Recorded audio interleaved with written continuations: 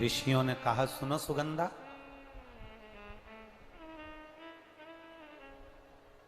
ये 16 सोमवार का व्रत कोई साधारण नहीं है। सुगंधा, संतान की प्राप्ति के लिए अगर 16 सोमवार का व्रत उठाया जाता है तो श्रावण के पहले सोमवार से उठाया जाता है। कब से उठाना चाहिए? श्रावण का पहला सोमवार। सुनो सुगंधा, यदि कोई विशेष बीमारी हो गई, बहुत रोग हो गया, तकलीफों में जिंदगी चल रही हो, बहुत कष्टप्रद जीवन चल रहा है, तो बैसाख के महीने के पहले सोमवार से 16 सोमवार का व्रत उठाना चाहिए। और सुनो सुगंधा, उत्तम वर, उत्तम घर, व्यापार, व्यवसाय, नौकरी, पद, प्रतिष्ठा,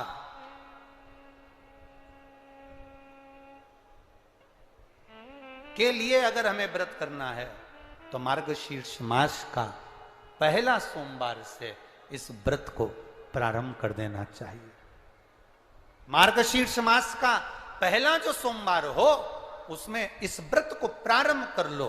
और सुनो सुगंधा, ये व्रत दोपहर के तीसरा जो पहर हो, प्रदोष काल, उस प्रदोष काल के समय पर आप इस शिवलिंग की पूजन अपने घर में पार्थिव बनाकर स्मरण कर कर भगवान देव अधिदेव महादेव के लिए प्रसाद तैयार कर कर,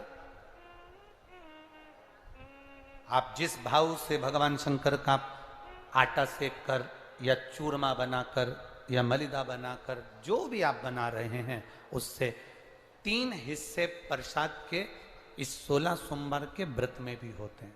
कितने हिस्से होते हैं? 3 हिस्से। पशुपति व्रत में 16 सोमवार के व्रत में एक अंतर भारी है।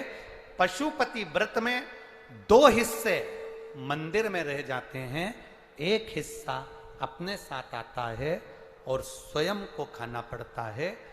पर 16 सोमवार के व्रत में यह भाव है, एक हिस्सा भोलेनाथ का रहता है, दूसरा हिस्सा भक्तों के लिए, शिव भक्तों के लिए रहता है, और तीसरा हिस्सा आपके लिए रहता है। यदि पूरा ना पा सकें तो दूसरे को भी आपके हिस्से का प्रसाद दे सकते हैं, प्रदान कर सकते हैं। अब आ जाओ, बड़ा सुंदर प्रसंग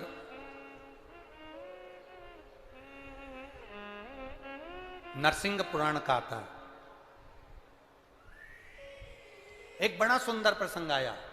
16 सोमवार के प्रसाद को कई माताएं जब 16 सोमवार का उद्यापन करती हैं, 16 जोड़े आमंत्रित करती हैं और 16 जोड़ों को घर में बुलाकर जब भोजन कराती हैं, तो वो 16 जोड़े जो भोजन करने वाले होते हैं या 16 सोमवार के उद्यापन, हम तो आपसे यहां तक कहेंगे कि 16 सोमवार का उद्यापन अगर किसी के यहाँ मोहल्ले में, कॉलोनी में, घर में किसी के यहाँ हो रहा हो तो उसके यहाँ आप भोजन भंडारा खाने के लिए जाओ चाहे मत जाओ, पर 16 सोमवार का अगर प्रसाद का उद्यापन का अगर प्रसाद मिल जाए तो दोनों हथेलियां फैलाकर श्री शिवाय नमस्तुभ्यम कहकर, ओम नमः शिवाय बोलकर, नमः शिवाय बोलकर, अपनी कामना कर कर, किसी के अगर उद्यापन हुआ हो, दोनों हथेलियां फैलाकर उससे थोड़ा सा प्रसाद मांगकर उसी के दरवाजे पर खाकर आ जाइए,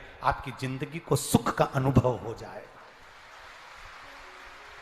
तो कोई पूछे ये कथा कहां से ली, तो आप बता देना नरसिंह पुराण में यह वर्णन आता है। कौन से पुराण में है?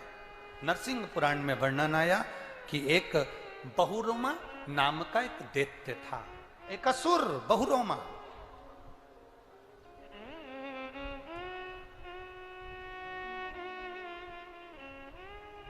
एक बार बहुरोमा नामक का ये दैत्य, ये असुर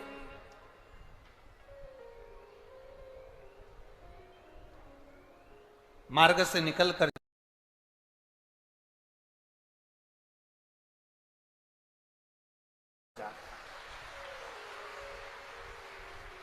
आप लोगों में से कोई बावड़ी, कुआं, नल दूर है या बाहर है तो प्रयास करना कि वो बाल्टी, वो हंडा, वो घगरा आप उसको भरकर मंदिर में जरूर रख कर आना।